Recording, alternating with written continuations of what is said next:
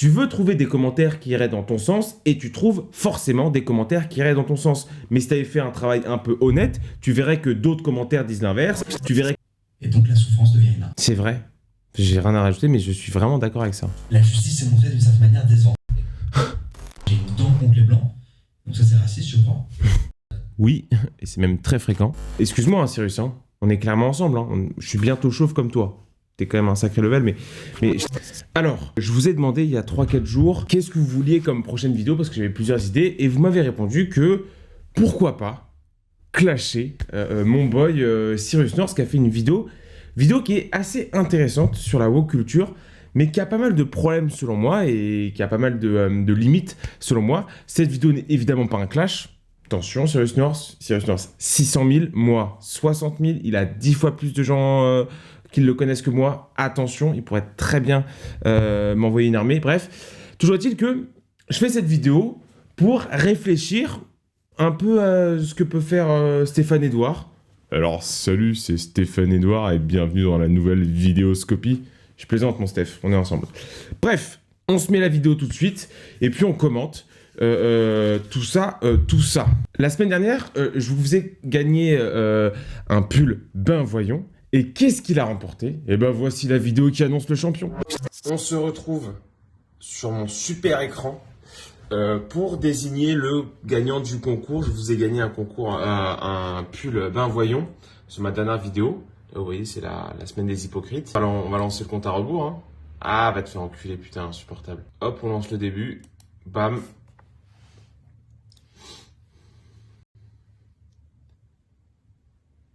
Et c'est Meido Liraios qui gagne ce concours. Hop, on le remplace, je plaisante évidemment. Donc je le mettrai dans la prochaine vidéo, mais bravo à toi, tu viens de gagner un pull Ben Voyons. Alors, qu'il vienne me voir sur Instagram et on discutera de l'envoi et de la taille. J'espère que t'es pas obèse. Clairement, ça me coûterait plus cher en frais de port. Alors, petit préambule, comme je vous le disais, cette vidéo n'est pas un clash contre ce sale fils de pute. Je plaisante, cette vidéo n'est évidemment pas un clash contre Cyrus North. Au contraire, parce que dans la vidéo, il dénonce un peu aussi les dérives du wokisme, à la différence de moi, qui déteste son existence. Comment va se dérouler la vidéo? Vous voulez le savoir? Ben, je vais vous le dire. Imitation de Sarkozy, pour ceux qui n'ont pas capté. On va analyser certaines punchlines de l'ami Cyrus et voir en quoi et comment cette vidéo est problématique. Alors, fun fact, j'ai déjà croisé Cyrus dans la rue et c'était le lendemain de ma revue d'actu, je ne sais pas si vous vous rappelez, je l'avais clashé par rapport à la plante et true story, je lui ai dit « Oh, j'adore ce que tu fais !» S'il m'avait googlisé, il aurait été en mode « J'ai envie que tu meurs, Georges. » Bref, j'aime beaucoup ce qu'il fait, donc c'est pas du tout un clash, hein, mais j'aime beaucoup ce qu'il fait. Il y a plein de vidéos que je regarde, il a un bon rapport à la technologie, je trouve. Enfin bref, il y a vraiment des bonnes réflexions qu'il fait. Toujours est-il que là, il a dépassé les bornes. Du coup, on va remettre les points sur les i, les tibias sur les j. Mon cher Cyrus, assieds-toi. Faut que je te parle. Jean Woke, l'enquête, c'est parti.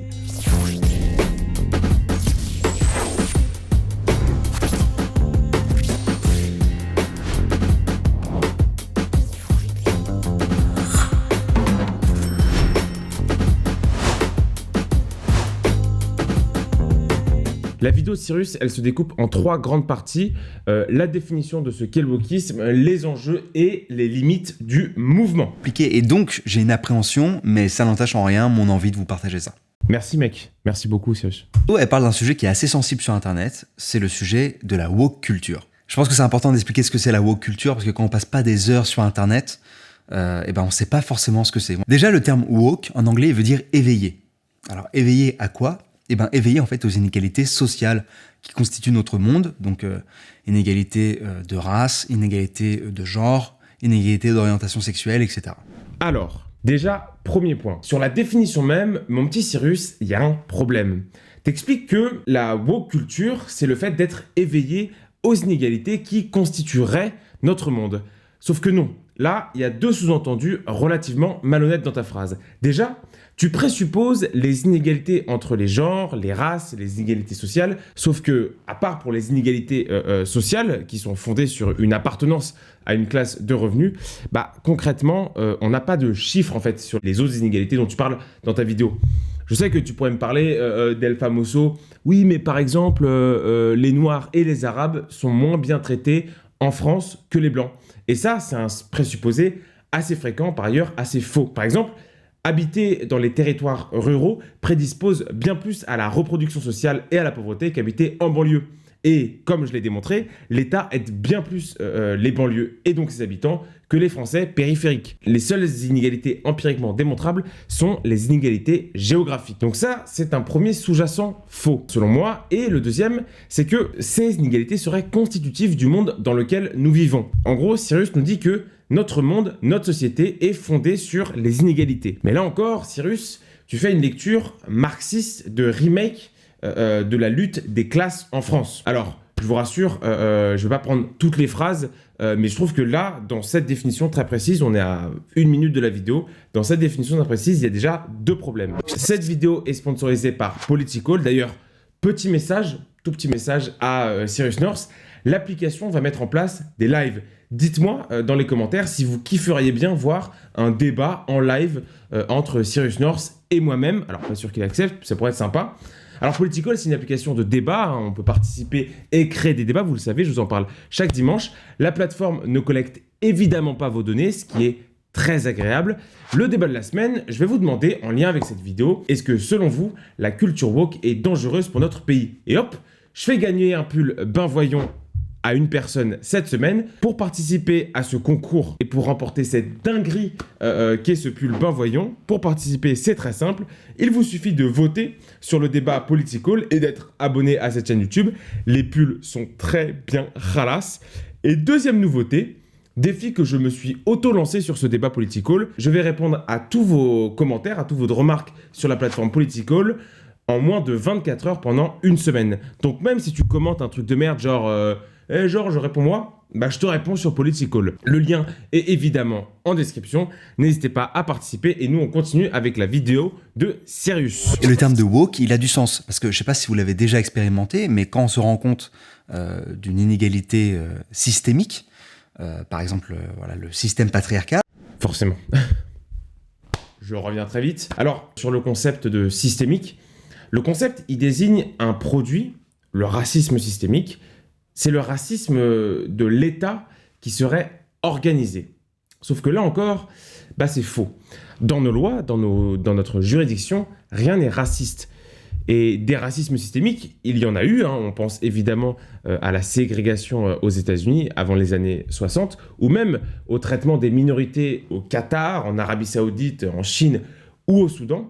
Là, l'État a inscrit dans son système la hiérarchie des classes sociales. Ça a été le cas pendant très longtemps en Inde aussi, mais pas en France. Pierre-André Taguieff critique ce concept qui, selon lui, revient à essentialiser les Blancs et donc l'Occident et à inscrire les minorités de couleur dans ce qu'il appelle une dette mémorielle. En plus de ça, si on se tourne vers la science, bah, le concept systémique, il ne tient pas du tout la route.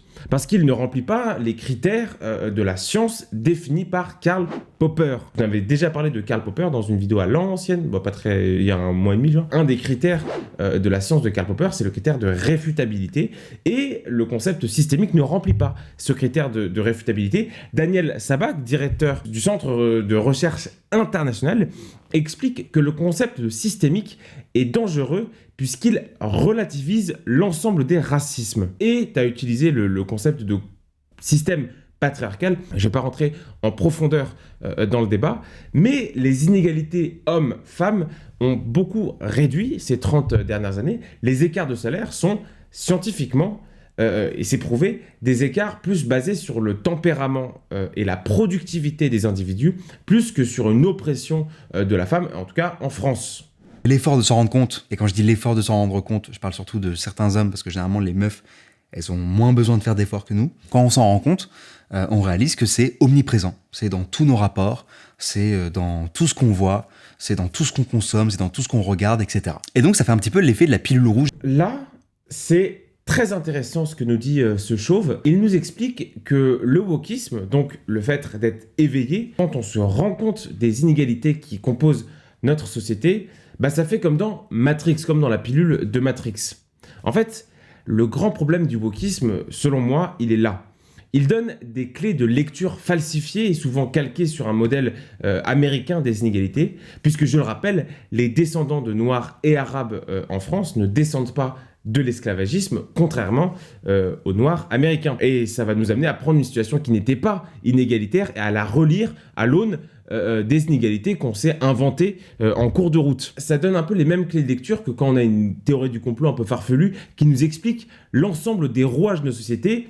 C'est finalement plus des individualités qui interagissent entre elles, mais ça devient un système complotiste qui nous explique, qui nous amène une vérité tout prémâchée, quoi. Dans un très bon article de Charles André, publié le 11 janvier 2022, on apprend que le wokisme, alors selon l'auteur, le wokisme est une forme de fascisme qui relie le patrimoine à l'aune du discours dominant.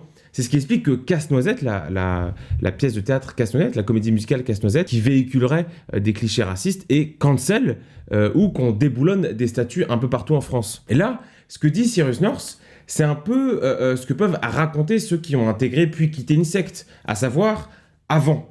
J'étais dans l'ignorance, mais désormais, je sais, j'ai compris. Et donner des clés de lecture de l'ensemble des relations sociales et des interactions, c'est exactement le projet d'une idéologie, selon moi, totalitaire. D'ailleurs, Charles André compare la woke culture à la rééducation mentale de 1984. C'est un peu comme une théorie du complot qui facilite et caricature la compréhension du monde. D'ailleurs, Cyrus North il dit que le racisme systémique serait dans tout ce qu'on voit, dans tout ce qu'on consomme. Alors on pourrait lui dire deux choses. Déjà, si tu consommes du racisme, change clairement de restaurant. Et surtout, bah moi, si je prends l'exemple de Netflix ou de la télévision du diable que vos impôts payent, à savoir France TV /, bah j'aurais plus tendance à dire l'inverse. C'est la woke culture qui est omniprésente, pas le racisme. Matrix, Morpheus, il propose à Neo 2 pilules. Une pilule bleue, et donc en fait, la réalité qu'il a connue, ça restera sa réalité. Ou bien la pilule rouge, où là, en fait, il va voir la vérité. Et Morpheus prévient Neo, il lui dit, si tu prends la pilule rouge, tu pourras pas revenir en arrière. Eh bien, c'est un peu ça la woke culture. C'est pour ça qu'il y a cette phrase qui revient souvent, check tes privilèges, donc sois conscient de tes privilèges, parce que y a d'autres individus qui ne les ont pas. Bon, alors, dans le game des concepts fallacieux, El Famoso privilège blanc est clairement dans le top 3. C'est inventé par une turbo blanche Peggy McIntosh, qui était quand même bien plus sympa quand c'était un ordi. Bref, il est défini, le concept, par Virginie Despentes, comme, je cite, « Je peux oublier que je suis blanche, ça, c'est être blanche, y penser ou ne pas y penser selon l'humeur. » Alors, je vous vois venir, hein. Non, Virginie Despentes n'est pas handicapée mentale. Le privilège blanc, c'est une manière de calquer deux concepts qui n'existent pas sur la société française. Numéro 1, les privilèges de naissance d'Ancien Régime, où l'individu était assigné à la naissance à une classe sociale. Et 2, les privilèges de race qu'on peut retrouver ou qu'on a retrouvé aux États-Unis pendant les années 60. Donc quand Cyrus North nous demande de checker nos privilèges, il nous demande d'intégrer dans notre lecture de soi une idéologie qui est fausse. Parce que s'il existe des privilèges en France, c'est essentiellement des privilèges de classe sociale. D'ailleurs, on parle de reproduction sociale et non de reproduction raciale. Et il y a des garde-fous en France à ce genre de privilèges. On peut citer par exemple le système de redistribution par l'impôt ou encore la méritocratie républicaine. D'ailleurs, un ancien casque bleu, William Ray, explique que cette notion de privilège racial, c'est exactement ce qu'on a pu observer juste avant les conflits interethniques qu'on a pu voir en Yougoslavie ou au Rwanda. Et enfin, la notion de privilège est éminemment déresponsabilisante pour les uns et culpabilisante pour les autres. Puisque un individu qui réussit, selon Cyrus North, réussira parce qu'il avait des privilèges, et inversement, un individu qui échouera parce qu'il lui manquait les skills Pokémon privilèges. Et à mon avis, une chaîne à 600 000 abonnés qui t'explique que t'es un privilégié, bah c'est selon moi absolument pas responsable. Donc tu n'es pas soumis aux mêmes inégalités. Par exemple, un homme blanc hétéro cisgenre, tout le monde quoi. Et ben selon cette logique, il est avantagé puisqu'il va pas ressentir, il va pas être victime de racisme systémique, de sexisme systémique, d'homophobie ou de transphobie. Alors, il y a beaucoup d'hommes blancs, hétéros, cisgenres qui sont un petit peu agressés quand on dit ça. C'est quelque chose que j'ai vu quand j'ai fait ma vidéo sur le fait d'être chauve. Et ils disent mais attends, c'est pas parce que je suis un homme blanc, hétéro, cisgenre que je vis ma best life et que tout va bien. » Alors, évidemment, c'est pas le sujet.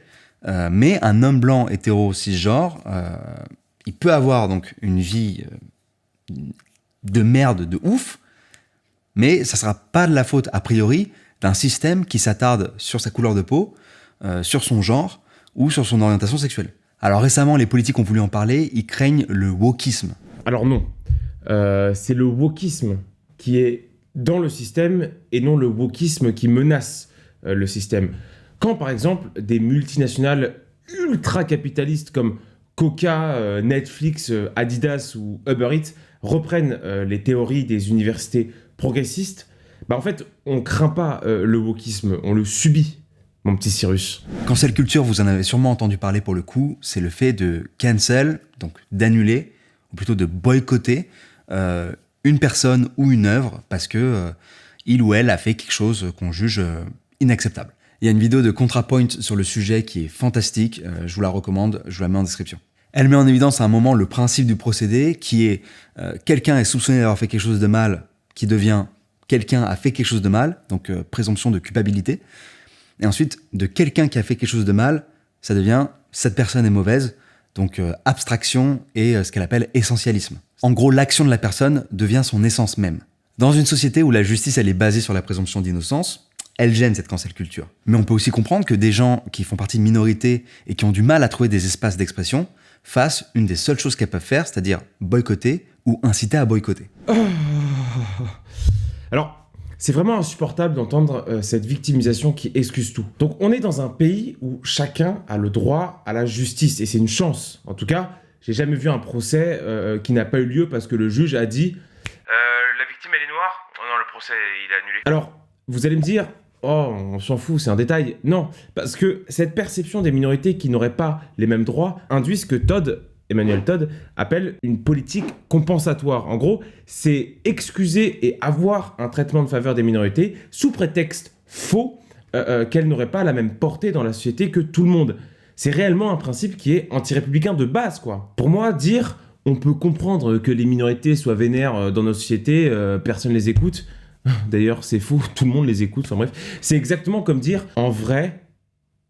Les mecs qui ont fait les attentats du Bataclan étaient quand même pas mal discriminés. Ce qui est d'ailleurs faux parce que c'était une classe moyenne et pas une classe prolétaire. Donc le sociologue avait excusé les attentats parce que les terroristes auraient été discriminés dans leur enfance.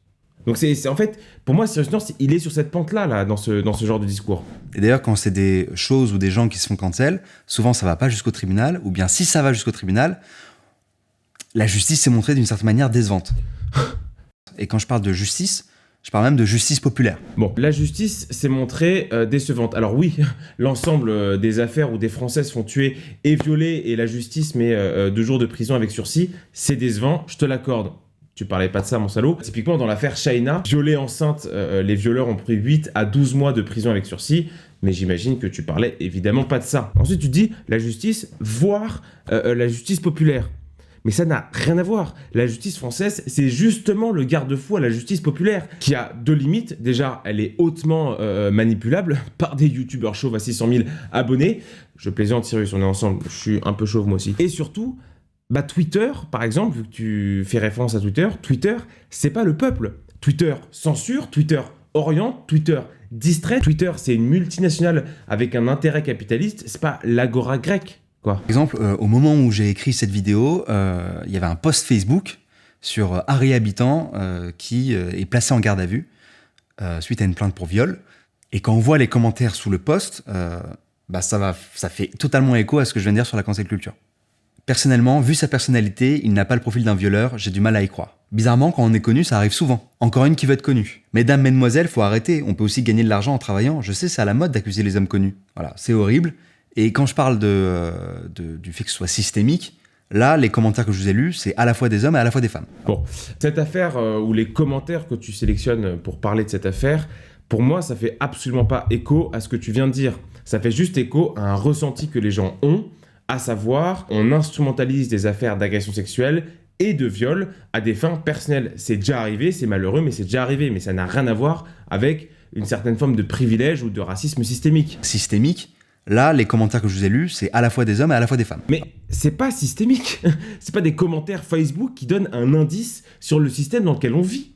On n'a pas demandé à tous les Français leur avis sur cette affaire. Tu tombes parfaitement dans ce que Elie Pariser appelle la bulle de filtre, à savoir être orienté par les réseaux sociaux à avoir une idée préconçue du monde et à s'engrainer en permanence dans cette idée.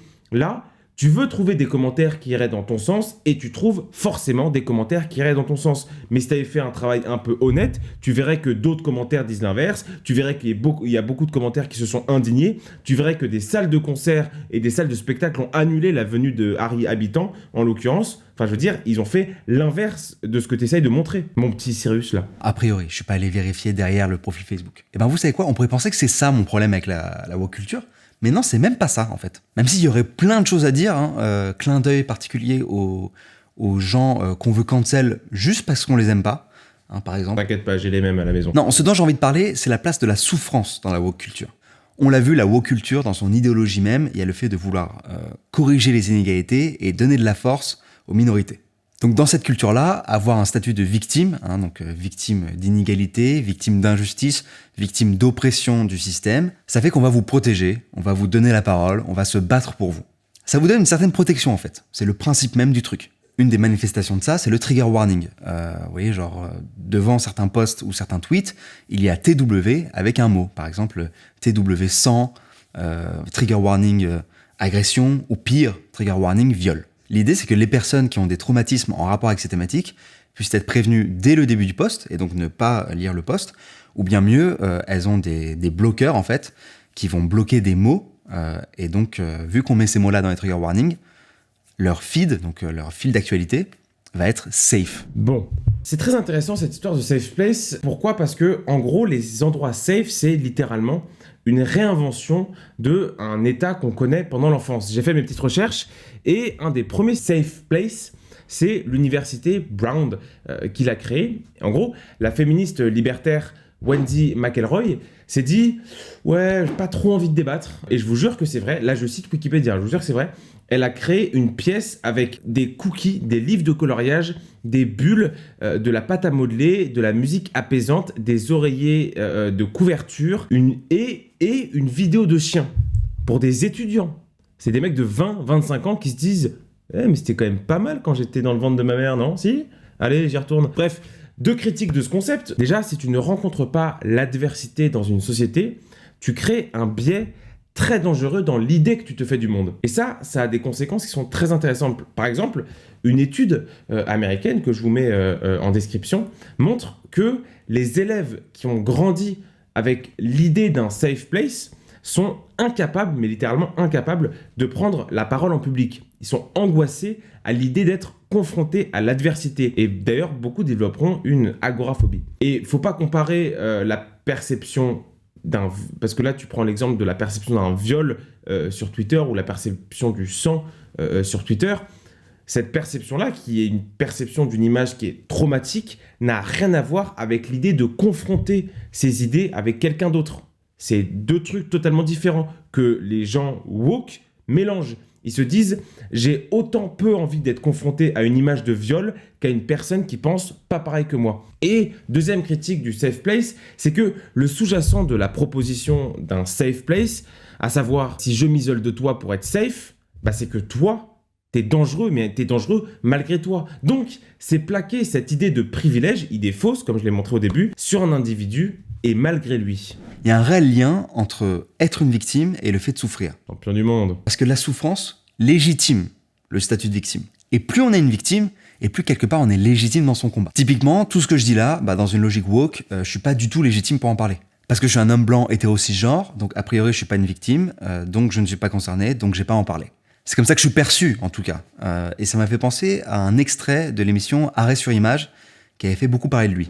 Petite précision, j'aimais, parce qu'il est parti, mais j'aime beaucoup le mec qui gère Arrêt sur image, qui s'appelle Daniel Schneiderman, qui est vraiment je l'ai eu au téléphone, c'est une très bonne personne. On a eu une belle discussion, très intéressant, enfin j'aime beaucoup ce mec. Le greenwashing d'ailleurs est mené par... Il va nous dire qu'il n'est pas blanc. Non. C'est-à-dire ? Non, je suis à moitié libanais. D'accord. Alors non, ça c'est une lecture victimaire de la société où tu te cherches des oppressions pour te sentir légitime dans le débat public. Surtout que ça, excuse-moi de te le dire, c'est une lecture un peu colonialiste et ethnocentrée qui consiste à dire que il y a les blancs et il y a les autres. Parce que quand tu dis que t'es à moitié libanais, tu essentialises le Liban. T'es quoi? T'es maronite, t'es chiite, t'es sunnite, t'es un Libanais citadin, un Palestinien réfugié dans les bidonvilles de Beyrouth. Enfin, tu es qui? D'accord. Mais Bon. Donc Yel nous dit Ah, c'est pas beau, le yell comme ça sans prévenir, c'est sans trigger warning, c'est pas beau. Hein. je ne suis pas blanc, je suis à moitié libanais. J'ai trouvé ça hyper intéressant en fait. Je me suis mis dans sa logique et ça m'a posé beaucoup de questions. Parce que personnellement, j'ai pas une goutte de sang blanc. Et donc j'en ai parlé avec des potes arabes, dont je tairai le nom parce que si je me fais cancel, je les emporterai tous avec moi dans ma tombe. Donc j'en ai pas envie. Et je leur demandais, ouais, est-ce que tu me considères blanc ou iranien? Parce que je suis 100% iranien. Mes deux parents sont iraniens. Alors, se prendre des leçons d'inégalité sociale par un mec 100% iranien, je trouve ça assez cocasse, surtout quand on connaît le rapport qu'entretiennent les Iraniens avec les Arabes et plus généralement le mépris de l'Empire perse pour les Arabes sunnites à l'époque. Et d'ailleurs, c'est marrant parce que la réponse à cette question dépend de à qui je pose la question. Bref. Lui, en l'occurrence, il m'avait dit qu'il me considérait iranien. Et c'est vrai que mon état civil, la culture de ma famille, la manière avec laquelle j'ai appris la culture française, la manière avec laquelle j'ai appris la langue française, font que j'ai peut-être, d'une certaine manière, sur certains points, été désavantagé par rapport à un blanc. Alors j'imagine que par blanc, on veut dire personne occidentale. Bref, je suis resté juste dans la logique de l'extrait. Mais c'est vrai, ça se trouve, j'ai été désavantagé, j'en sais rien. Peut-être même pour des recherches d'appart, ce genre de choses, je saurais jamais. Mais sauf que le truc, c'est que quand on me croise dans la rue, je suis blanc, quoi. Enfin, on me voit, là, je suis blanc. Même moi, je me considère comme blanc, en fait. C'est marrant, j'y pense pendant que pendant que je l'écoute. C'est vraiment des problématiques de... Excuse-moi, hein, Cyrus, hein, on est clairement ensemble. Hein, je suis bientôt chauve comme toi. T'es quand même un sacré level, mais je suis en train d'y penser. C'est vraiment des problématiques de bourgeois, quoi. Il me semble qu'il y a une phrase de Raphaël Enthoven que j'aime pas forcément, Raphaël Enthoven, mais il a une phrase qui est très vraie là-dessus. Il explique que les jeunes aujourd'hui ont des problèmes de ceux qui n'ont pas de problème. En fait, c'est ça, c'est que on vit tellement dans une société qui est post-moderne, post-industrielle, j'ai envie de dire, que nos problèmes maintenant sont plus de l'ordre de la métaphysique, de la métaphilosophie, de la métapolitique, où le mec qui est d'apparence blanc s'étonne que les gens le considèrent comme blanc dans la rue. Bon. Il y a des trucs, il y a 150 ans, il y avait des mecs qui pouvaient pas manger, il y avait des gens qui allaient à la guerre, on avait perdu un bras, on avait la gale, on avait des projets de vie sur un monde. Lui, il est blanc et on lui parle comme un blanc dans la rue. Enfin, bref, je trouve ça assez intéressant en vrai. Donc c'est quoi l'intérêt que j'aurais à dire non, je suis pas blanc? Ce serait soit si j'ai une dent contre les blancs, donc ça c'est raciste, je crois. Oui, et c'est même très fréquent. Soit c'est si je suis extrêmement fier d'être iranien, ou alors c'est pour dire, regardez, je ne suis pas privilégié. Et comme dans le système, pour la faire courte, on est soit privilégié, soit victime, si je suis pas dans le camp des privilégiés, nécessairement, je suis dans le camp des victimes. J'essaie de rajouter victime d'un système à chaque fois, et pas utiliser le mot victime seul, parce que voilà, je veux bien comprendre que quand je parle de victime d'un système. Le mot victime, parfois il est associé à faible, à loser, à quelqu'un dont on a pitié, etc. Désolé mon petit Cyrus, mais fatalement, l'imaginaire de la victime, oui, il est associé à ce que tu dis. Parce que soit tu parles d'une victime au sens pénal, et dans ce cas, s'il n'y a pas eu de procès, il n'y a pas de victime, soit tu parles de la victime au sens de l'imaginaire de la victime, mais l'imaginaire de la victime sous-tend forcément de la pitié, de la reconnaissance et pourquoi pas un petit billet. C'est pas du tout cet imaginaire-là dont je parle, c'est pas de ça dont je parle. Je parle vraiment de victimes de système et donc qui pourraient très bien être en lutte. Elles peuvent être en lutte malgré leur statut de victime. Donc on en vient à se définir comme victime du système et qu'est-ce qui entérine le fait qu'on est victime? C'est la souffrance. Et plus dans cette culture-là j'ai ma place et je vais aller plus loin, plus je souffre et plus j'ai raison, ou on me donne raison. C'est pour ça que dans cette culture-là, par exemple... Ça, c'est une réflexion qui est très intéressante. Franchement, là, depuis le début, je critique ce qu'il dit parce que je suis pas d'accord, en fait, mais bon, c'est mon avis. Mais là, pour le coup, je suis vraiment d'accord avec lui sur le statut de la victime et sur l'importance qu'a pris la figure de la victime dans la société et le danger que ça représente parce que ça va figer les gens dans ce mal-être. C'est très intéressant. Bravo, Cyrus. Vous n'êtes pas concerné par la souffrance qu'un sujet procure, votre avis n'intéresse pas. Il n'y a que les concernés qu'on a envie d'entendre. Alors l'avantage, c'est que ça laisse de l'espace à des personnes qu'on n'a pas entendues pendant trop longtemps et à qui on n'a pas donné assez d'espace d'expression safe, c'est-à-dire des espaces où elles se sentent bien et en sécurité. C'est très important d'écouter les victimes parce que le système ne le fait pas assez. Mais le truc, c'est que parfois, une victime ou une personne qui fait partie d'une minorité, elle se trompe quoi. Pas le gars parle et on s'en branle. Non, c'est juste le fait que tu parles. Eli Pariser, très intéressant ça. L'idée que, en fait, il y a un double phénomène. Le premier phénomène, c'est que on est conditionné, que ce soit par l'algorithme des réseaux sociaux ou que ce soit par notre cercle social, on est conditionné à avoir une petite fenêtre sur ce qu'est la réalité. C'est-à-dire qu'on n'a pas tout l'ensemble de la réalité, on a ce qu'on veut bien nous montrer. C'est-à-dire que les algorithmes vont nous montrer exactement ce dont on a besoin, sur quoi on est d'accord, vont nous rediriger vers des gens avec lesquels on s'entend. Ça, c'est très intéressant parce que du coup, on a une mauvaise perception de ce qu'est le monde extérieur. Premier élément. Et deuxième élément, c'est très dangereux parce que finalement, au lieu d'avoir une société qui est hétérogène mais qui cohabite, là, on a une société qui est formée de plein de petits groupes ultra homogènes, que ce soit socialement, culturellement et compagnie. C'est le problème du communautarisme musulman d'ailleurs. Une société qui est ultra segmentée en petits groupes vraiment très homogènes qui finalement ne discutent plus, ne parlent plus et un beau jour, potentiellement, se feront face. Juste le fait que tu parles, ça m'offense. Comme je suis offensé, j'ai raison. Donc ma souffrance est instrumentalisée par moi ou par un groupe, et donc la souffrance devient une arme. C'est vrai. J'ai rien à rajouter, mais je suis vraiment d'accord avec ça. Alors maintenant qu'on a dit tout ça, pourquoi je pense que c'est un problème ? Je pense que c'est un problème parce que ça donne du poids à la souffrance. Ça fait qu'on se concentre dessus. On en fait presque l'apologie. Oui. Et l'autre jour, je sais plus, il y a 2 semaines, je vous parlais d'un sociologue qui s'appelle Étienne Géin, qui explique que la souffrance et la victimisation, ça fige l'individu. En fait, projeter sur quelqu'un ou sur soi un imaginaire de victime, ça t'empêche même de concevoir la simple idée de changement d'état de victime à pas victime, quoi. Et du coup, au lieu de devenir le moteur d'un changement, parfois elle devient la locomotive du mal-être. Et je le dis non pas à l'échelle de l'individu, parce qu'effectivement c'est à chacun de gérer sa souffrance comme il ou elle l'entend, voilà, je me permettrai pas de commenter ça. Non, je le dis à l'échelle sociétale, à l'échelle de culture. C'est pas le fameux « t'es triste, arrête ». Tu es triste ? Arrête. C'est pas à l'échelle de l'individu, c'est à l'échelle sociétale. Si on absorbe une culture qui fait que plus on souffre, plus on a raison, on s'expose à des dérives de victimisation qui font du mal aux causes pour lesquelles ces mêmes personnes se battent. Le problème des inégalités et de Non, désolé Cyrus, on n'est encore pas d'accord. On rebascule dans le terrain de la confrontation. L'approche systémique d'un problème ou d'un conflit, c'est exactement ce que tu critiques, c'est ramener l'individu à ses dotations de naissance, donc la couleur de peau, donc la classe sociale ou l'orientation sexuelle. Typiquement, les enfants battus développent quasi systématiquement une approche conflictuelle au monde. Il y a un très beau livre de Maurice Berger d'ailleurs là-dessus, Maurice Berger que j'aime beaucoup. Mais ça, on peut parler de rapport systémique parce que c'est sûr, il y a des études qui le prouvent, mais c'est pour une catégorie ultra spécifique de l'individu.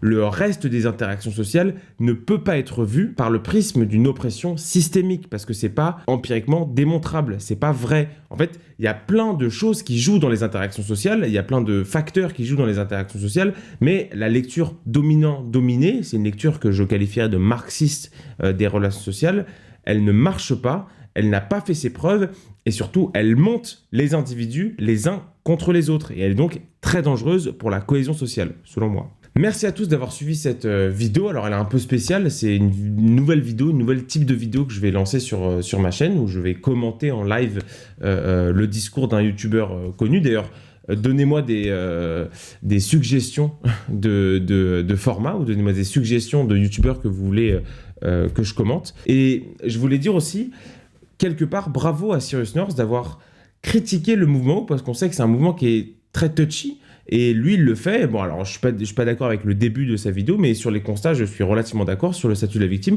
mais je trouve ça relativement courageux de le faire. Il a 600 000, bientôt 700 000 abonnés et il fait une critique qui est honnête de ce mouvement. Et je trouve ça très courageux de sa part, donc bravo à lui. C'est pas un clash. Donc Cyrus, si tu veux commenter la vidéo en disant « elle t'a plu », elle t'a pas plu, Georges, je vais te retrouver, je vais te tuer. Tu peux le faire, clairement, vas-y. N'hésitez pas à aller sur Political d'ailleurs pour participer au débat de la semaine. D'ailleurs, cette semaine, je vous fais gagner non pas un, mais 2 pulls Ben Voyons. Pour participer, c'est très simple, je vous l'ai déjà dit.